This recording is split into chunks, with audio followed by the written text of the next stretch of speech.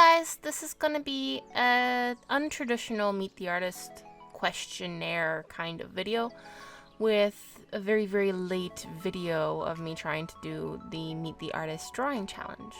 One of my friends likes to have conversations with very interesting icebreakers, so I thought I'd actually use them for this video. So question number 1, starting off with a good one. If you were a hermit crab, what kind of decorations would you want on your shell? Well, I think for me, I'd probably decorate my shell with more shells. Kind of macrame myself a shell cover out of net and fish wire and what have you in the sea, and thread tiny shells onto it. Like a cozy little shell cozy. I'm a teapot, let's be honest. My shells would be like a child's playset teapot, and I'd macrame a sea cozy. A sea tea cozy. That's exactly what it would be, a sea tea cozy.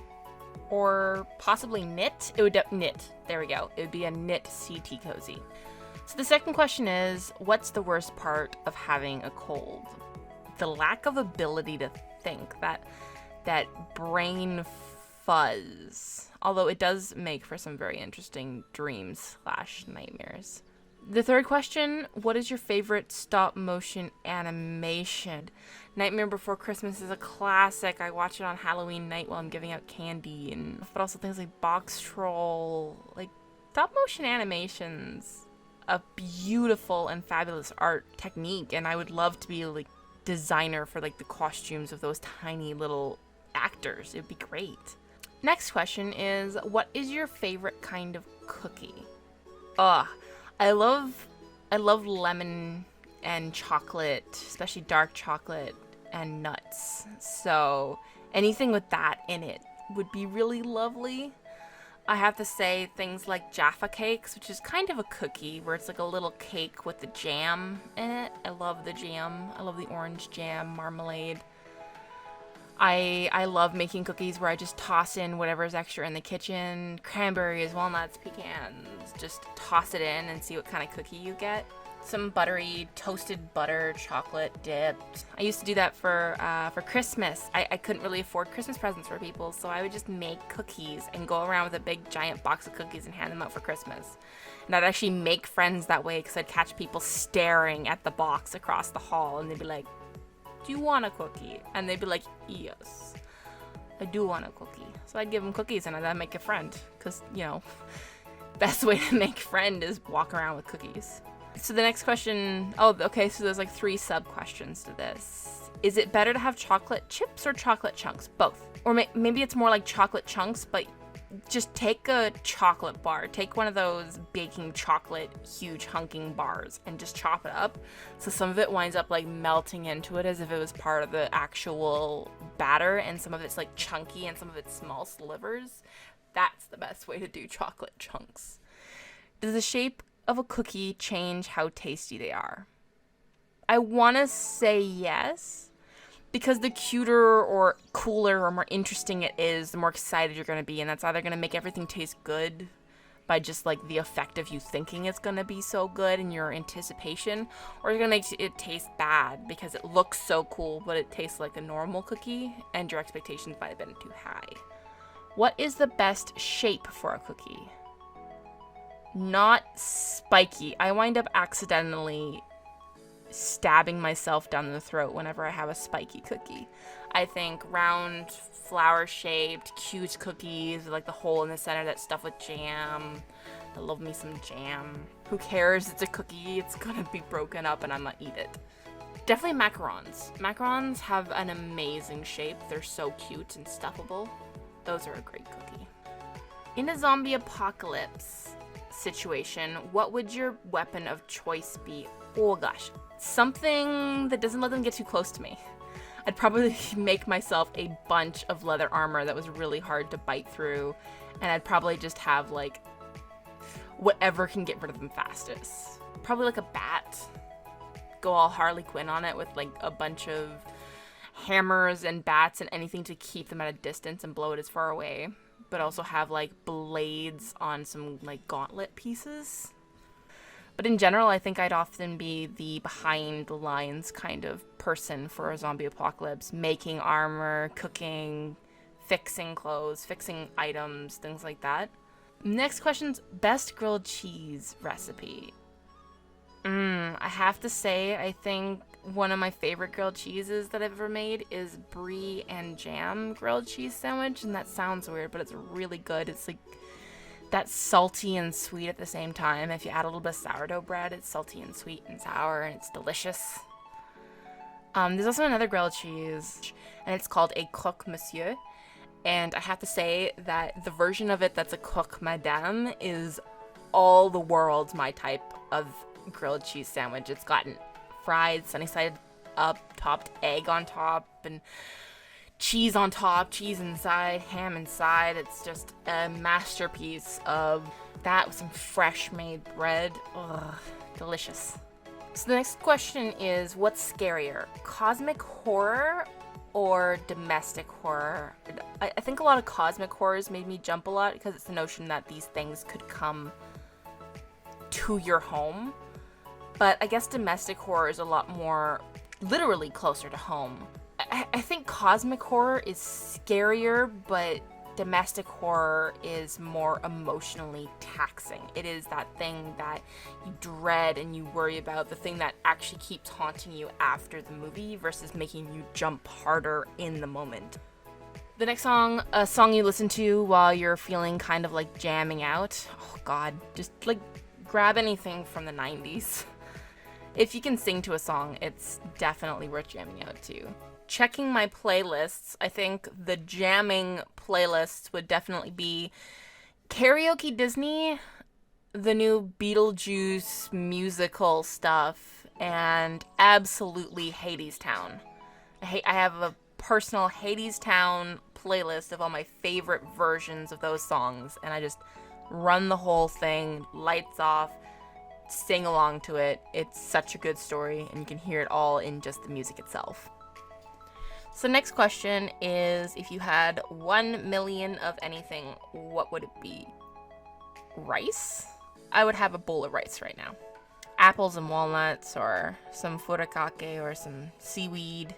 If I'm gonna go a bit more grand scale, like build 100 hospitals so we don't have such an issue with how many people get their health care. 1 million new nurses paid for. I don't know. Something that makes it less difficult to navigate your life with any manner of disability. Next question. If you could change the color of your eyes, what would you choose? If I had to change it for whatever reason, I would go with some kind of lavender purple, or even like that sweet pink. Maybe like one color for one eye and one color for the other, like purple and blue or pink and blue, like a forget-me-not blue with a lavender purple on the other side, or even the split color eyes where you have like one color on the interior and one color on the exterior of your eyes. I don't know, eyes are fun. I love making purple-eyed characters. Anyway, next question. A fashion style you'd dress in if you could flip your wardrobe. That one's a very me question. That one's really easy too. I like the witchy kind of Strega fashion. I'm not sure how well I'd pull it off, but I really love it. And I like where that kind of intersects with the Maury, foresty girl kind of aesthetic. Other than that, I would love like the Lolita fashion. Some cute little vests and jackets and lots of blouses with overdresses and aprons and leggings and cute boots. It's so much harder to dress in those fashions when you aren't a small person. But I find when you know what you're doing and how to dress that you can make some really adorable aesthetics that work really well with having big hips or big busts. The staples of a good bubble tea. Well, it needs to be well brewed. So, you know, an actually brewed tea. But just like something that's actual stuff and not just the powder that you can go to an Asian supermarket and get the powder from. And don't get me wrong, the powder's delicious, and if that's your thing, absolutely, who cares? But there's something to be said about that dark roasted oolong, or that jasmine with the aloe pieces in it, or like the matcha milk teas with that in-house made brown sugar tapioca or taro tapioca. You know, I take a place with less choices and a better quality in-house tea, rather than all the choices in the world and it's a big wall full of powders. Although I have to admit, the wall covered in like jars of powders, of those brightly colored powders, is adorable. And if I have to go to a one with like powders, definitely a watermelon if they do it right. Some watermelons just don't taste right. Or a lovely honeydew. I found a tea recently that tastes like the honeydew that you would get as a bubble tea, but like more like an actual tea kind of honeydew, even though it's made with cantaloupe, but it tastes really good with some condensed milk, and just toss some chunks of tapioca or aloe or taro or jelly bits or whatever, and it tastes delicious. The next question is another drink question. It's the best way to have coconut. No sugar with pulp, definitely, but I can't find that anywhere, and every time I find it, the next time I go, it's gone. Like the cans of Island Gems where it's no added sugar and you get the young Thai coconut meat pulp bits in it. It's just like bubble tea. I guess other than that, I would have to say pina coladas. Pina colada ice cream, like the vegan one with the cashews and the young Thai coconut meat and the coconut milk, and it's so easy to just add a tiny bit of rum flavoring or actual rum and chunks of candied pineapple, and it tastes really good. If you could create a holiday, what would it be? If I had to create a holiday, I would definitely take inspiration from the new Nutcracker movie, where you have a bunch of colored ribbons that lead you to your present. But it would be like a midsummer picnic gathering, kind of fae-esque, and you would have a Secret Santa like gift exchange, and everyone hangs the gift from a basket and then goes into the woods and they'd hang it in a tree, and you'd have to find it with some sort of game. Maybe you have to play a game to figure out which ribbon's your ribbon, and then you have to follow that ribbon to your hanging basket, and there would be tea and sweets, and it would be an entire fae-esque tea party in the middle of the woods with gifts and flower crowns and flowy dresses, and it would just be comfort and delight. And okay, so the last question is, if you had the ability to fly, unlimited paint, and full permission to do graffiti anywhere, what would you paint?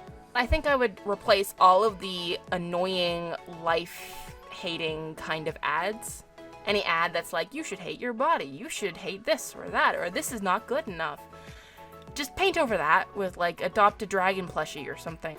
And maybe like adoption pictures, like all of the shelter's animals, just stick up adorable animal pictures everywhere about all of the animals that can be adopted right now, and just constantly paint over them with the new ones after they get adopted. That would be so fun. I would just fly around with my magic powers and do that all day. That would be the best. Absolutely. And we're at the end of the questions, so love y'all and have a really nice night. Thanks for watching my video. Let me know in the comments if there's anything else you'd like to see. This is definitely really early on, so I haven't done a lot yet, so there's a lot of places to go. Have a lovely night, guys. Bye.